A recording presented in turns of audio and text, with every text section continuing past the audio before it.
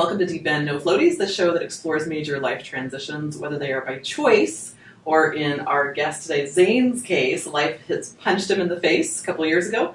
And the goal of this podcast is to learn from others who are going through the same thing and just explore the stories of being human. Sometimes the best medicine is just knowing that we are all in this shitstorm of a life together. So we always start with most embarrassing stories.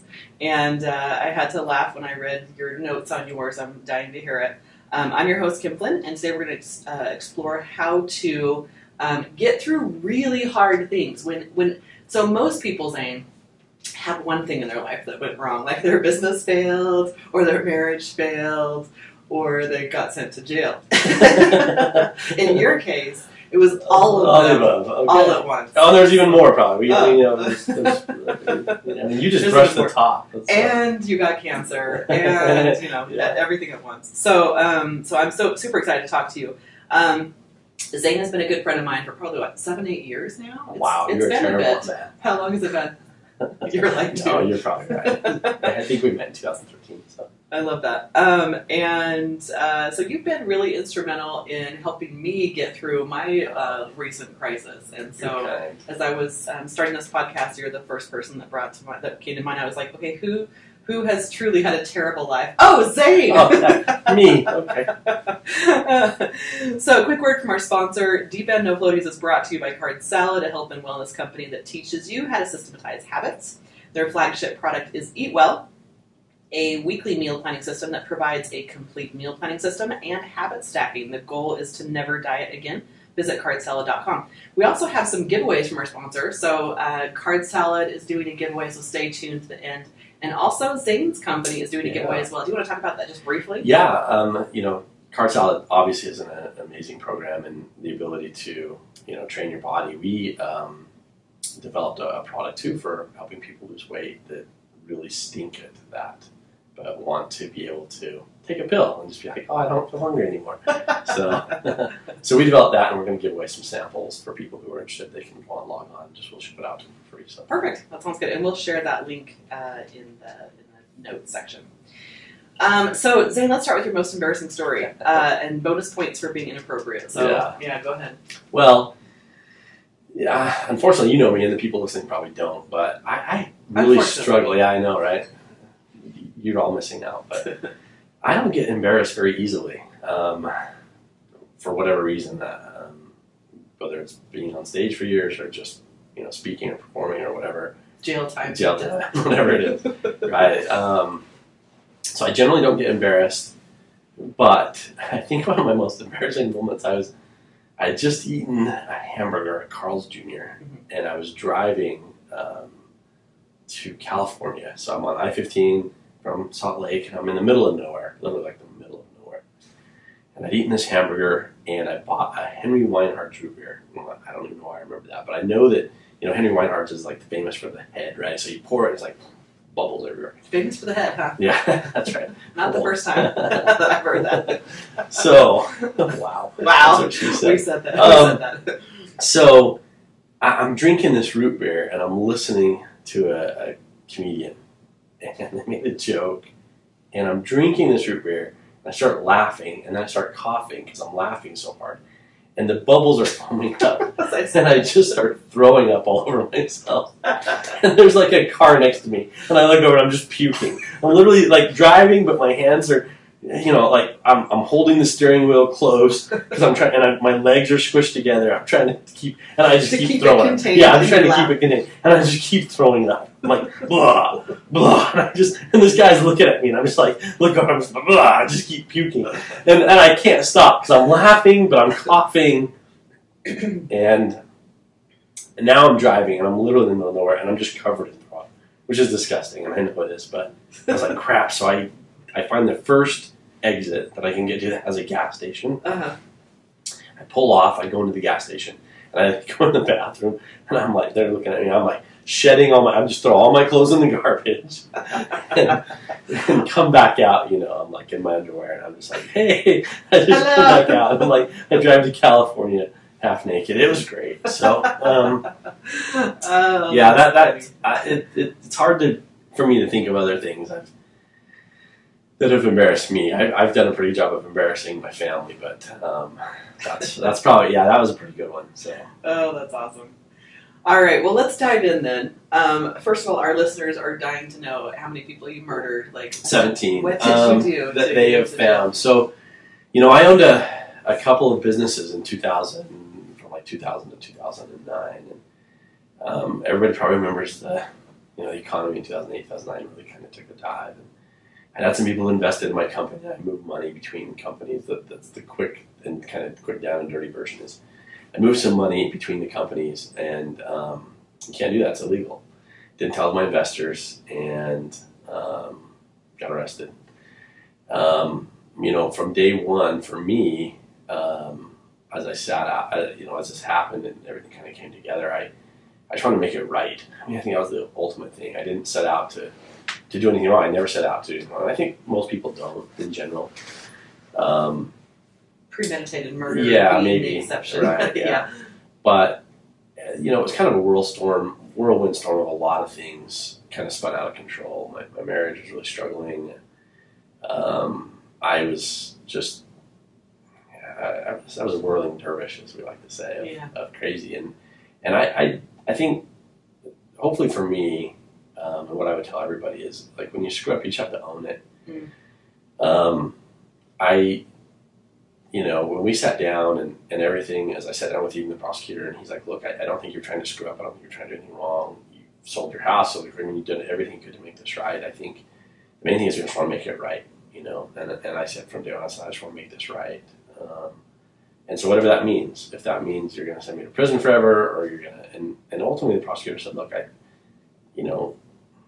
we are going to slap you on the wrist. Ultimately, it's kind of not in those terms. But he said, look, you're going to have to go to jail. You're going to have to, because that's part of it. But if you're willing to fix it, that's all we want to hear. And I was like, yeah. So I did everything I could to pay everybody back immediately, first and foremost. And then after that, I went to jail for 11 months, which was terrible. I mean, being away from your family and your kids, and it was really hard.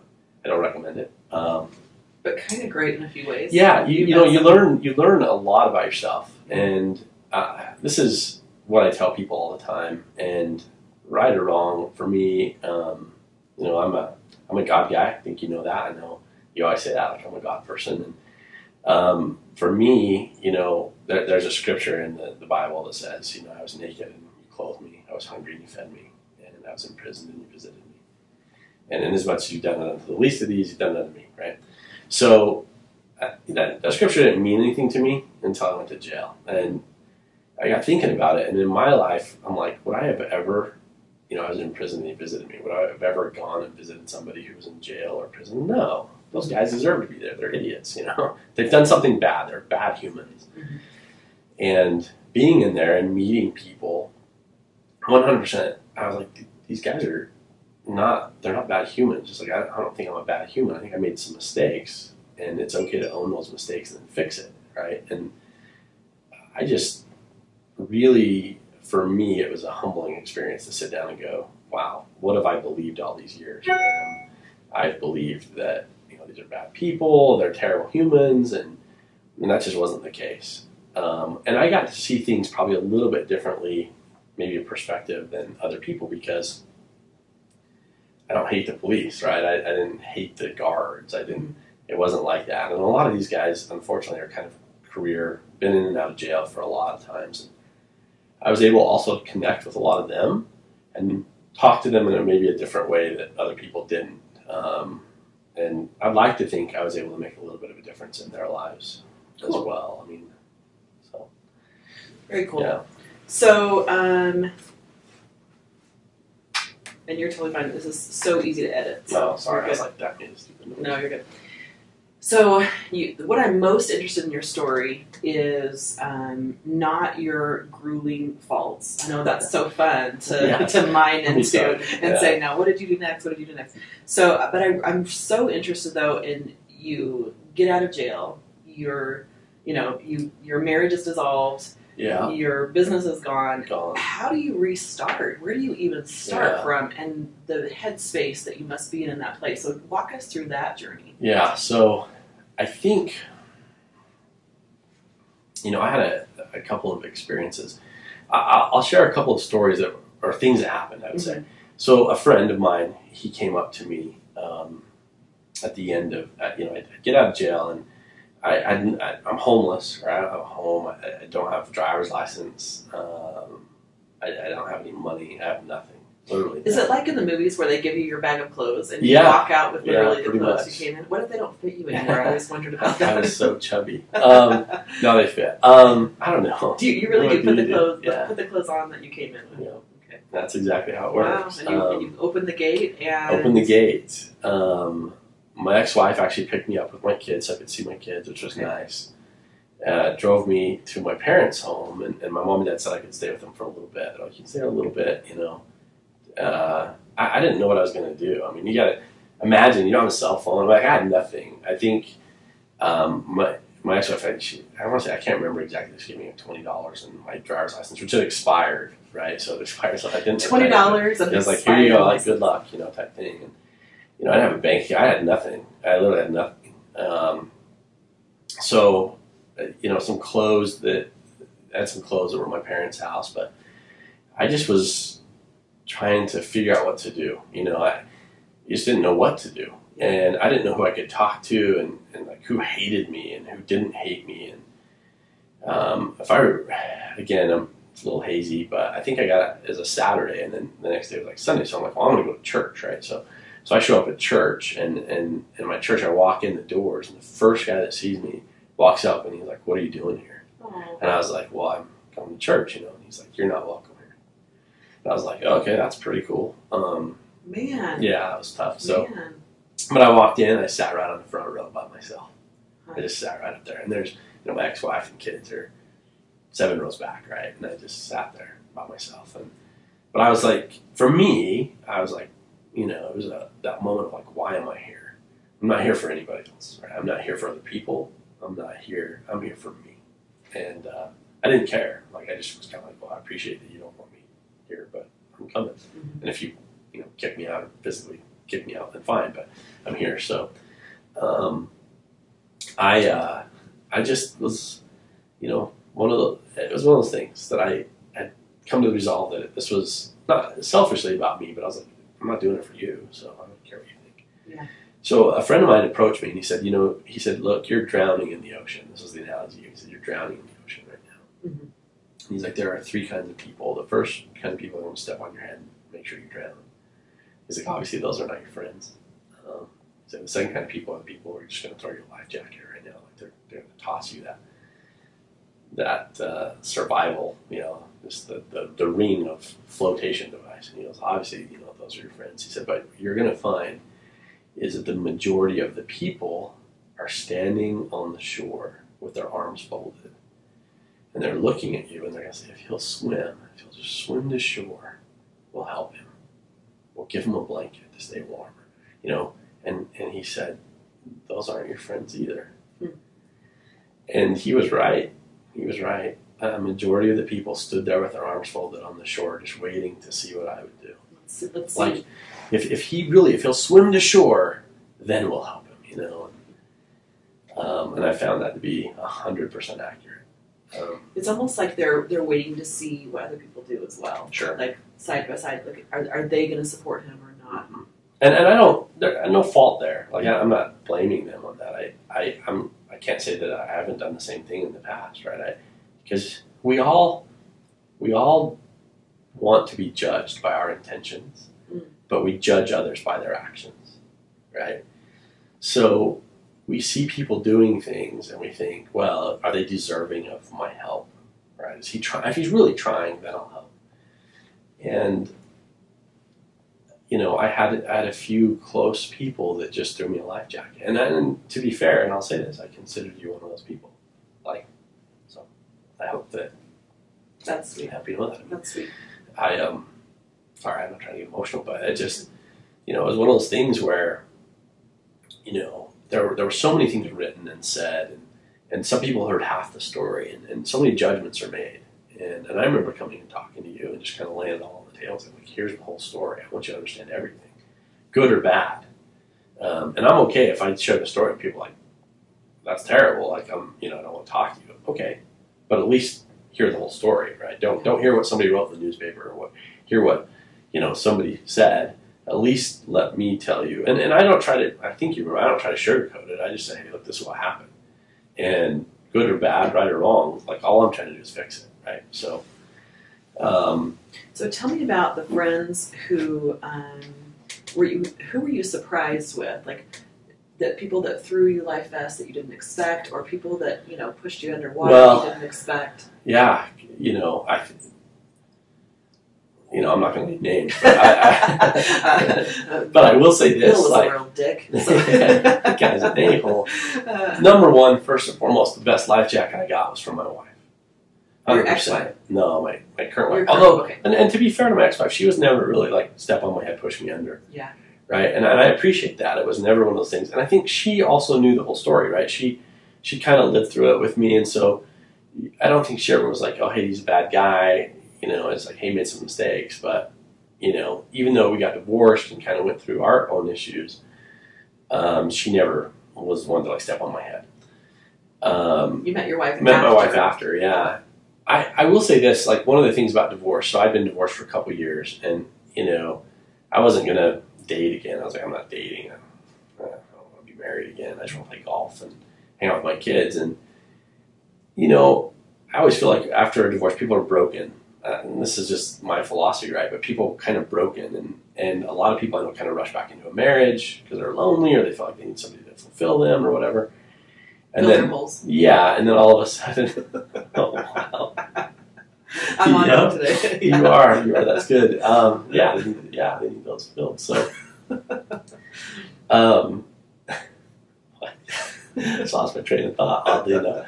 But basically, they get back in a marriage, and then 3 months in, they're like, holy crap, what did I do? I'm back in another marriage, and I was kind of broken, and maybe I didn't learn some skills that I needed. Being divorced for 3 years, not that there's any magic time frame, I had a lot of chance in the time of 11 months to work on myself, like just to kind of heal and feel better about myself and kind of fix some things. Jail usually does that for you, right? Yeah, it's sometimes. That's what everybody, when you get divorced, you need to go get locked up for a year and just work on yourself. But, I when I finally decided to date, that moment for me, and it was a spiritual moment for me, actually. Deshelle was the first person I dated. It's funny because I actually have a keychain that she just gave me, our 8 year of like meeting.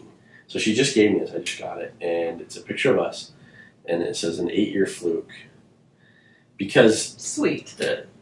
We kind of have I always say it's fate, and then I have a little thing in our bedroom that says, I like to call it fate. She's like, it's a fluke. Like, this doesn't happen. The first person you meet, you don't get married to, right? Mm-hmm. And I'm like, it's not a fluke. Like, it just works that way. And it didn't work that way for her, right? She'd been divorced and dating and all sorts of stuff. But for me, and she's been just to clarify it. For her, it was a fluke. But for me, it was fate. So she's the greatest thing that's ever happened to me. Very sweet. No question. Very sweet. Well, the reality of it, she's amazing. She is a complete badass, is what I would say. And without her, I would be naked in the gutter in Las Vegas somewhere, or dead, probably. Who knows? But, there's something to be said for somebody who believes in you when other people believe in you. And then it gives you some confidence to start believing in yourself again. She is, she's everything. I mean, she is. So you meet her, and I remember your story, because obviously I know both of you. And very first date, yeah, you tell her your entire story. Yeah, all my friends were like, don't tell her anything. You don't have to. Secret. Let's just go. And I hadn't been on any dates, right? So this is like my first date. And they're like, just get out and date. A couple of my close friends like, just get out and date. Like, you're not you. You just got to live your life. And you don't have to tell her your story. Like, don't tell her your story. Don't tell her. Do not tell her your story. Just go have fun, right? And like, you're not looking to get married anyway. Just go have fun. Like, we just want you to have fun in your life. And I was like, yeah, let's do that. So I meet her, and we met online, and we just were instant messaging and chatting, and she's hilarious. And I didn't know anything, so I she was fun and cute. And I said, hey, I don't know protocol. I told her, I said, I haven't been on a date. I've been divorced for several years. I haven't been on a date, so I don't know protocol. And she said, well, protocol is we should probably meet. Let's meet. And I said, great. What are you doing tomorrow? I'm like, let's go. And she's like, well, nothing. I'm like, do you want to go to dinner? And she's like, yeah. I said, why don't I pick you up at 7:30? Instant messaging. She's like, she messages me back. She's like, no axe murderer. She wrote that too. No axe murderer. That's not how this works. We meet in a well-lit public place. 20 minutes into it, I'm going to get a text. If I think you're a weirdo, I'm going to tell you the text is a family emergency. And I'm out of there. And I was just laughing. I was rolling. I was like, that's hilarious. So I said, okay, well, I'll get reservations at a restaurant and we'll meet. So I got reservations at the Melting Pot. And she still makes fun of me about that because she's like, who goes to the Melting Pot on a first date? Because it's like a 3-hour dinner, right? And she's like, what if there's nothing to talk about? And I was like, I got plenty to talk about. So, but she met me at, I think our reservation was like at 7:30, and we just stayed and talked until they kicked us out, basically. And you told your full story? No, not there. Not there. Not there. I'm totally, the whole time I kept saying stuff. We're chatting, and she's like, it's pretty hard to be 40 and divorced and not have some baggage. And I'm like, yeah, everybody's got a little baggage. I mean, some people have more baggage than others, but, What's your take on forgiveness? Right? Well, and that's exactly what happened. So the whole time I'm kind of wanting to tell her, right? Because I just felt like, well, I don't want to lie, but I also I don't necessarily need to share everything, right? And it was just an easy conversation. It flowed and things were good. And so we're at dinner and we're chatting and in an attempt not to sound stupid or crazy, I'm just looking at her. A couple of different times I had this very distinct impression, like she's not like she's the one, like you get married, but just like, man, she's awesome. Right? She's just super awesome. So we leave. They kicked us out, right? They're shutting down the restaurant. Like we just ate and talked. And I drank like 14 Cokes by that point. And she was impressed I didn't go to the bathroom one time. But we leave and I gotta pee. I'm like, I gotta go bad. So I go to the gas station and I use the bathroom, and as I'm there, I could get a text, and it said, that was a great first date, had a lot of fun, love talking to you, IHOP's open 24/7. And I messaged her back, I said, I like the way you think. I said, I like the way you think. And she's like, yeah, so let's go to IHOP. So we go to IHOP, it's midnight 30 or something at this point, and we're not hungry, we just ate. Wait, you didn't leave together then? So this is... No. Oh, okay. I walked her out to her car, gave her a hug, and said thanks for the first date, and then she is a badass. Look at her going after what she wants. Yeah, and she's like, it was fun talking to you. It's like talking to you. I was like, yeah, let's keep talking. So we drove over to IHOP. We walk into IHOP, at 12:30. And first of all, I was like, is there anybody in here from jail that I know? I'm kind of looking at her head because it was weird over at IHOP at 12:30 at night, right? And we weren't hungry, and so I just said, hey, do you want to sit in my truck and talk? And she's like, is that where you have the accent tape? And I was like, maybe. But she's like, yeah, let's sit and talk. So she jumped in my truck, and we just sat and talked. And we talked, and it was about 2:30 in the morning, and she looks at me, and she said, can I ask you a question? I said, sure. She said, have you ever been to jail? I was like, just out of the blue. To me, it was like from complete left field. I was like, whoa. But you've been dropping all these hints all along. I mean, kind of similar hints, right? Yeah. I said, well, oddly enough, yeah. I got out 2 weeks ago. Yeah, that's right. And she's like, and at that point too, she's like, we met on a church site. And she's like, so are you a member of the church? I was like, no, I got kicked out, right? So she's like, okay. And I was like, buckle up, because it's about to get really good. And I said to her, hey, look, I'm just going to go ahead and I'm going to tell you everything. Like all my friends told me not to, but I'm just going to lay it out there. Mm-hmm. And when I'm done, you're not going to speak to me. And you're going to get out and leave. And I'm okay with that. Like, this has been a great first date. So thanks for helping me kind of be a first date, right? And I expect you won't talk to me. I expect you, and that's fine. Like, I totally get it. But I at least want to tell you my side. So I just laid it out. I told her everything. I felt like, if you've seen the movie Goonies, I felt like Chunk when they're like going to put his hand in the blender. And he's like, and in 6th grade, he's like telling the whole, I don't even know. I said, I'm going to tell you everything. And if I leave anything out, it's not because I'm trying to hide anything. It's just because it's, there's a lot to it.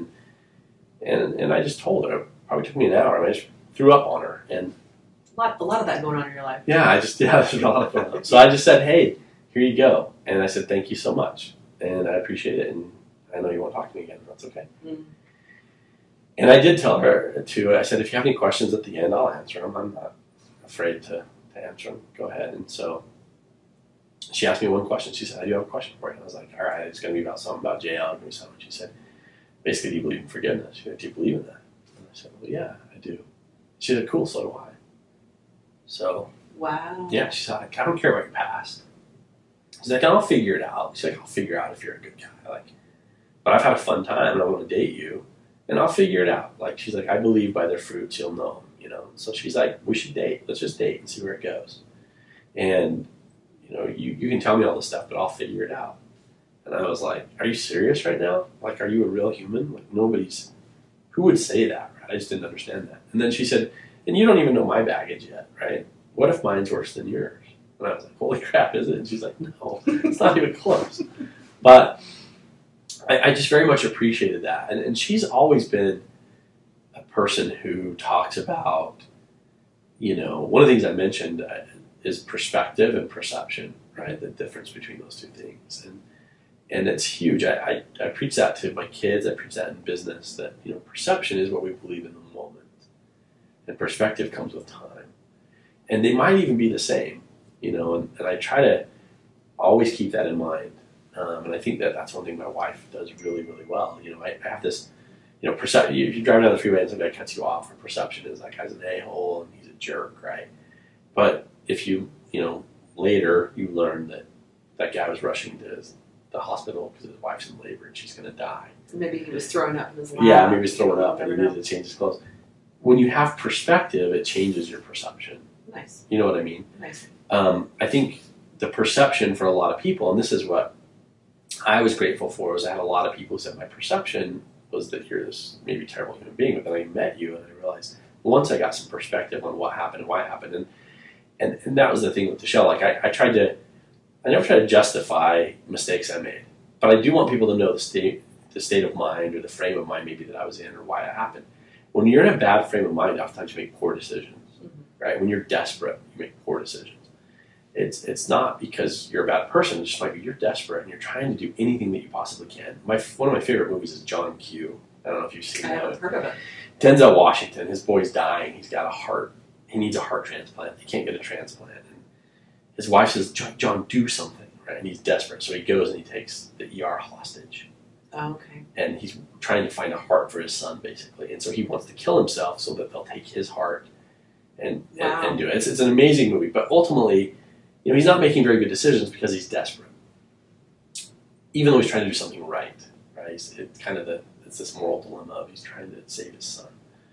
And that's what I try to remember all the time is perception and perspective. My perception in the moment is this is what's happening and this is the way it's going. And that's what, you know, when you lose a business or something, your perception might be this is the worst thing that's ever happened to me and this is terrible. People ask me all the time, like, obviously, what's your worst moment? And it's easy to say, like, I got arrested and went to jail, and I lost my business, and I lost my marriage, I lost all this stuff.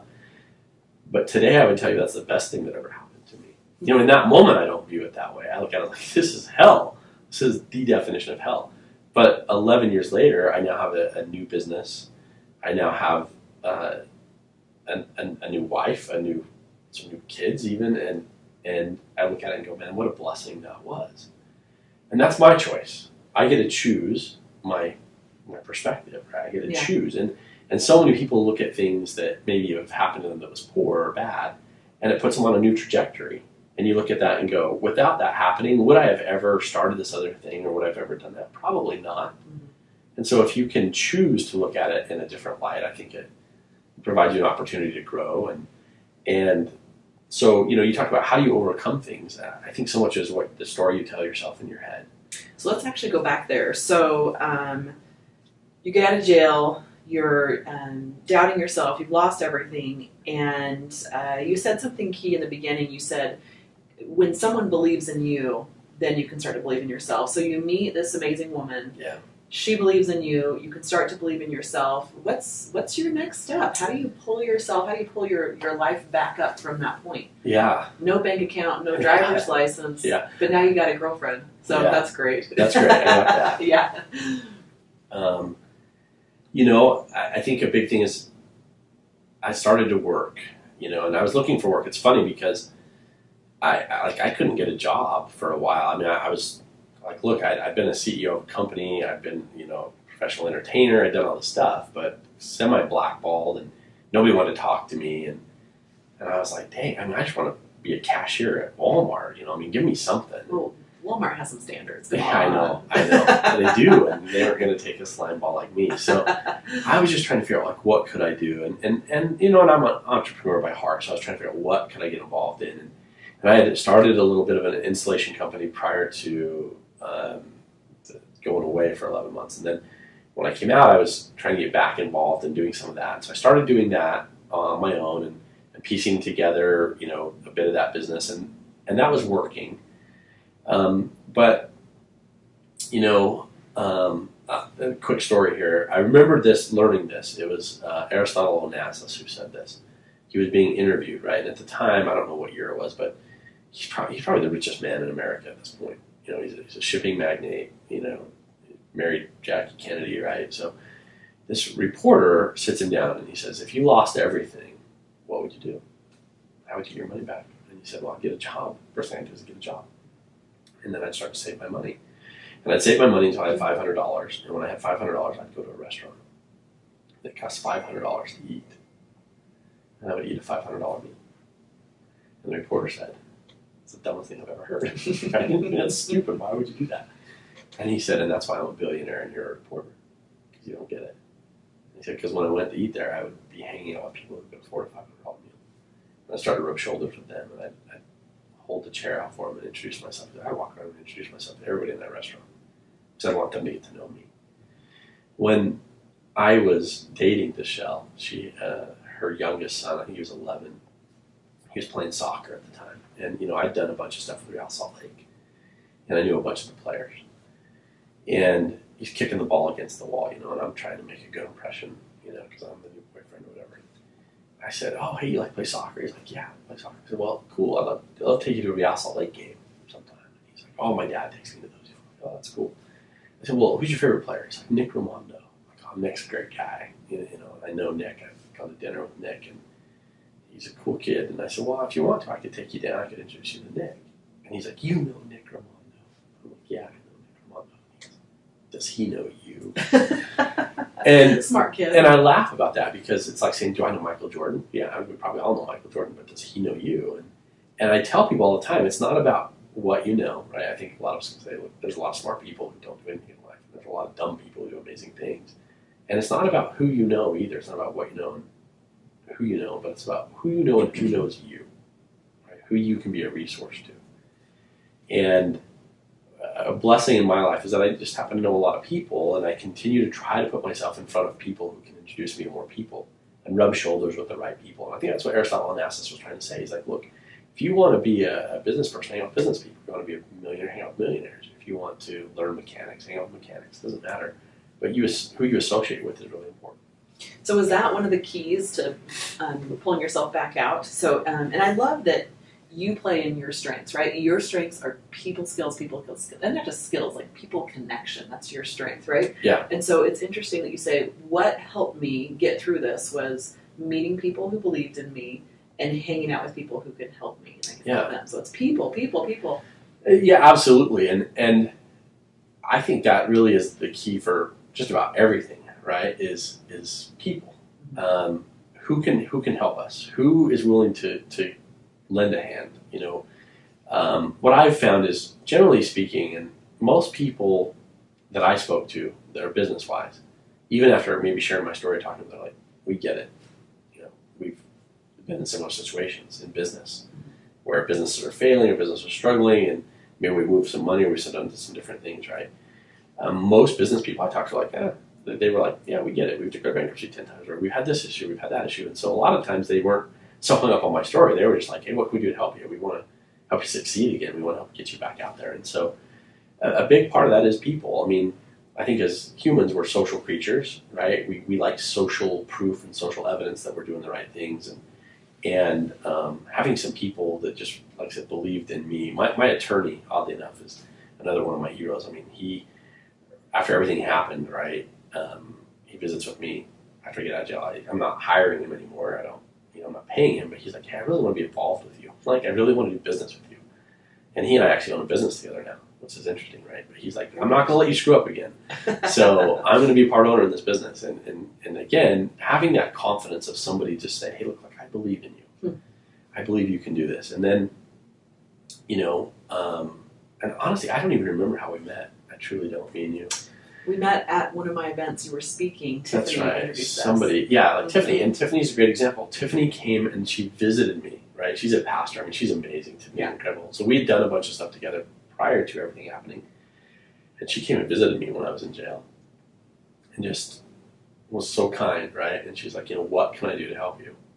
And then, when I got out, obviously she made the connection with us, and then I was able to come and work with you for a period of time, which was a great experience and gave me so much, again, more confidence, because like I know I'm good at what I do, but when you've been kicked in the head, and look, people, I know people, we've all been kicked in the head. You've been kicked in the head in business, right? And when you lose confidence that you can do it, it's really depressing, I guess is a great word, right? You get kind of depressed and down, and you're like, can I really do this? Like, man, I really thought I could, and I was killing it, and then I'm not now. Like, what happened, I remember the contrast of when I first started working with you versus, after we've been working together for a year or two. And you're such an accomplished speaker, and you've spoken to, tens of thousands of people on the biggest stages in the country. And so you really know what you're doing, but those first several times you could feel that, how I describe it is your tail was tucked. Sure. And you were like, oh, and I think you even told me that. Sorry, I'm alive. Yeah. And then it just took a bit and for you to get your confidence back. Yeah. And I think that's okay. I think that's normal. I think that, again, having people believe in you and say, look, you got this, you can do this. It's huge. I even remember like an experience we had together where you're like, we were traveling and you were speaking and you were in the front of the room. And you had told me, you're like, I don't even know what I'm doing. Like, I know you've done this thousands of times. Like, why don't I get you out there? And I should have you up there, right? Yeah. And that meant a lot. Not that you're an amazing speaker, too. Like, I know that. You're really good. And I think I told you that. Like, I'm super judgmental about speakers on stage because I've heard a lot of bad ones.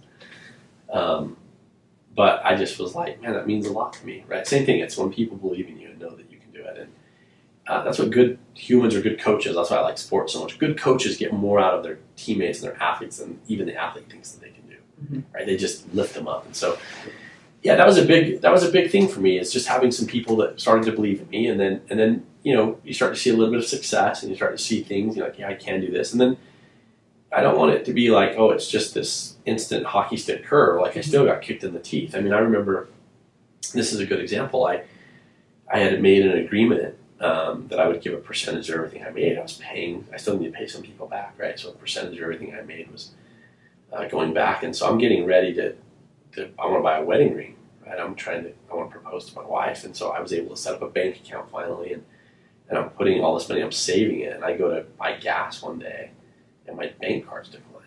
I'm like, what the heck, And I didn't have a lot of money, but I had a little bit. And I go, and they're like, I call the bank, and they're like, you have $0 in your bank account. I'm like, what? And they're like, yeah, the government came and just wiped it out because I owed like taxes or whatever, right? So they had a lien, and so they could just wipe out my bank account. And I went to my attorney. I was like, what? He was like, you can never have a bank account again, probably for a little period of time, or else every time you put money in there, they're just going to wipe it out. I'm like, but I'm already paying, X amount. I'm paying over 50% of my paycheck every month to fix this and child support and stuff. And he's like, it doesn't matter. They can take all of it. And I was like, how do they take all your money? I mean, I still have to live, and so there were things along the way. I guess, yeah. I don't want it to sound like, oh, it's just everything went amazing. There were still a lot of road bumps, right? And even today, there still are. I mean, it took me a long time before I was able to buy a car again, and it's humbling. It's humbling to be like, man. So when I went through my latest kick in the teeth, I took you out to breakfast or lunch, or you took me out, let's be honest. And you said, well, actually, I came to you and I said, how do you know what the next step is? Like that the middle period is what I'm so interested in. And you didn't have any good answers for me. You're right, I didn't. I wanted you to say, here is the roadmap to figuring out the next step of your life. And you didn't have answers. And so I want to hear again, if you've come up with the answers. Yeah, so here's the answer. This is what impresses me, and I'll say this. Because if I remember what I told you, which was, I don't have that answer for you. But what I do know is a couple things. Number one, do what your passion is. Do what drives you. Yeah. Because if you're doing something you love, then you'll get out of bed every morning regardless, right? Yeah. So what you're doing here is inspiring. Being able to talk to people, doing your podcast, like you said, it's my pet project. It's fun. Right? I love it. Yeah, I love it. I think that's a huge thing. Find something you love and do it, because it gets you out of bed every day. The other thing is, everybody's a little different, but I think more than anything, and I hope I conveyed this. If I didn't, I want to again today. It's that I believe in you, and I hope that I conveyed that day. It's that I believe in you. I believe you can do anything you want. I believe you have the skills necessary to do anything. And even in that moment, I was trying to, and we have a mutual friend that I've talked to, and I was kind of asking him, I was like, it's hard, because there was a part of me that just wanted to wrap my arms around and be like, come work for me. Mm-hmm. Come and work with me. But then I was like, I don't know how to say this, it might be kind of below you. You know what I mean? Or it's you can sense that you're just trying to rescue in that moment. Like, yeah. I'll but also, I just was like, you've been the CEO of a company, you ran this big stuff, and I remember for me, I literally remember putting in like an application to work at like Maverick gas station, because I just needed a job. I tried to find something, and they're like, no, we can't hire you. And I was like, that was so humiliating. I'm like, I can't understand. I mean, like I said, I've spoke on major stage. I'm like, come on, guys, I can't even get a job. And that, for me, was super hard. So, I remember talking to our friend Mike and just saying, man, I don't know what to do. Like, I don't know how to help Kim. And I think that's when we went to breakfast. I just want you to know I love you. I care about you. I want you to be successful. And I know you can do it. I know you can do it. I don't know what it is exactly, and I want to support you in any way that I can because of the support you gave me. Whatever that is. One thing that I love that you said is, when people get kicked in the teeth, you tend to doubt everything in your life. And I was like, well, maybe I'm never going to do business again. Maybe I'll just donate my time and live in Bali. And you're like, no. Yeah. You still have the same skills, drive, Yeah. The same. Just because one thing went south doesn't mean that all the things will go south. Right? Mm-hmm. Mm-hmm. So, no, I hope that was the one message I was trying to convey was, number one, you've got friends and people care about you. Mm-hmm. And I wanted to be able to say, hey, look, I'm willing to throw a life jacket. I've got a life. If I have a life jacket, or if I can connect you or connect, I don't want to be the person on the side of the shore with my arms folded saying, well, let's just see what she does. If she figures it out, then we'll help her. Because you don't need help at that point. It's the banks. I always talk about it as the banks, right? They're, we'll loan you money now that you're successful. And I'm like, what the crap? I don't need it after I've got $1 million in the bank. I needed it to get to there, right? So I want to be that friend to my friends and my people. I want to be able to say, hey, look, let me throw your life jacket. So. I'm so interested in the middle period, that messy period, because there are no clear answers in that period. And there's no one that can, I used to talk about a life jacket. They can throw you a life jacket of love and support, but they can't do it for you. You're right. You have to figure it out. And there's little hints that you get along the way, but there's no like, here's your step 1, here's your step 2, here's your step 3. So to put yourself in that situation of how do I be in an environment that shows me the way, you're saying reach out to people, share your story with people. Absolutely. Just be open about it. I don't think there's anyone saying, hey, look, I started a company and we were doing stuff and, the economy crashed, COVID came, this happened, right? And then just own it. Like, it was never our intention to do this, right, or to fail. Nobody starts a business with the idea of like, oh, I really want to fail. I would say too, and again, because of my faith in a higher power, I am a big believer that the best thing I can do is take action. Just move my feet. Mm-hmm. If I'm taking action, then things come.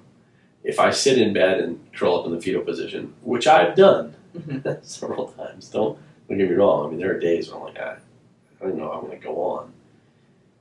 But when I get up and take action and do something, just do something, things come. Things, I don't want to say fall in my lap, but I feel like things are put in my path. Mm-hmm. And for me, that's because I believe that, I've got somebody looking out for me, that I believe, the universe or God, whatever it is for you, if you're listening to this, has your best interest in mind. To say that going to jail and losing everything was my best interest is hard in that moment, like you said, but now that I look back to it probably wasn't my best interest because it's helped me become who I am today. And so bad things happen and people are mad. They're like, I can't believe in a higher power that would let bad things happen to me. Well, bad things have to happen for us to grow. Like, you can't learn to walk. Kind of think about a baby. How many times do they fall down before they learn to walk?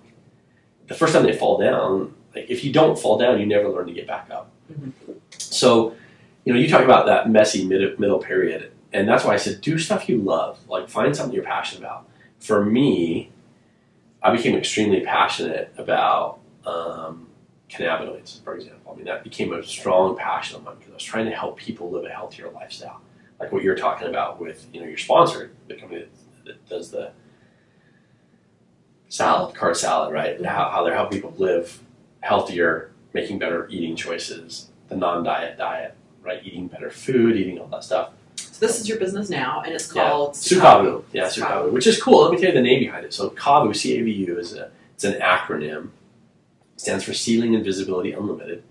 It's an acronym that like fighter pilots, right? If they go fly an airplane, it's like when they fill out their flight log at the end of the day. If everything's perfect, rather like the weather was 84 degrees and I could see visibility of a mile, they'll just write Kavu. Ceiling and Visibility Unlimited. And Su is Spanish, means yours, right? So your Ceiling and Visibility Unlimited is the name of our company. And we want people to live a healthier lifestyle. In 2013, I started learning about hemp and cannabinoids. And a lot of people have probably heard of CBD by now or THC, but there's 115 cannabinoids, and all these cannabinoids do different things with our bodies and how they interact. So, for example, sorry. Very good. We'll start a sentence over again. Yeah. So for example, there's a cannabinoid that suppresses your appetite, and there's a really good cannabinoid. There's a cannabinoid that helps with your stomach inflammation. There's a cannabinoid that helps you sleep. Obviously, THC gets you high, right? Gives you the munchies. So there's all these cannabinoids, and I fell in love with the education and learning about them. Mm-hmm. But I also fell in love with products for the first time in my entire life. And part of that was from our mutual friend and learning about, I never made a product before.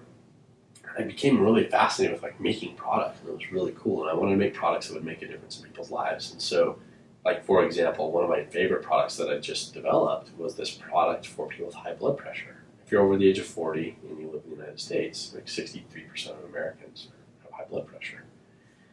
And my great-grandfather died at 39, and his wife saw him like he had a heart attack and died. Both my grandfathers died from heart disease. Heart disease is still the #1 killer in America. And so I was like, man, if I can create a product that's anti-hypertension that people can take every day, maybe they can get off their blood pressure medication. I was super excited about that, and so we did a whole bunch of trials with it, a bunch of tests with it, and it's amazing. And I've got people that are now off blood pressure medication. They can take it every day. Tell us the name of that product, and which product are we going to get so that's free to our folks? Yeah, that's a nitric oxide boost. Okay. Is what that is. Is that Cabunox? Yeah, Cabunox. Cabunox. That's right. Yeah. So it's a new one we just made, and it's really good. I love it a lot. It's a vasodilator. It helps increase the blood flow. It also cleanses the blood to your liver. And we can get that free, a sample of that, or what? Yeah, we could do that. Let's do that. Why don't we give out some samples of that? We'll also give out some of our Kava Trim. Trim is it's a pill. You can just take it in the morning, and then in the afternoon. We generally recommend to take 2 a day, but we got a lot of people who just take 1. It's an appetite suppressant / kind of energy and focus. And again, that was your research, right? And we started looking at like Dutch cocoa and what are some other things that, some green coffee bean extract and some B12 and a few things like that. But then we found this cannabinoid that does a fantastic job of suppressing your appetite. And so we got a lot of people, like my assistant / our customer service rep. She's amazing. She's a great lady. She's a little bit overweight. She's like, hey, I really want to try this. So she started taking the pill, and like the first 7 days, she lost like 6 pounds. And now she's like, a month into it, and she's like 16 pounds, and she's like, I haven't done anything different. I lost my cravings for the sweets, right? We help kind of curb the cravings, and she's like, and I feel just great. I just feel so much more energy because I'm losing weight. I'm feeling better. I mean, that's one of the issues a lot of people have with weight loss is usually when you decrease your caloric intake, oftentimes their energy level kind of comes down a little bit. And so we wanted to do something that could have some energy. So yeah, absolutely. We'd love to give some free samples. That sounds great. Either one of those products. That sounds great. So an invitation to our listeners. First of all, let me rewind. So wrapping up, thank you so much for being on here. Well, that has been amazing as always, and you're just a dear, dear friend. And I didn't give you any good new advice on the direction you need to go. It's good stuff. It's good stuff.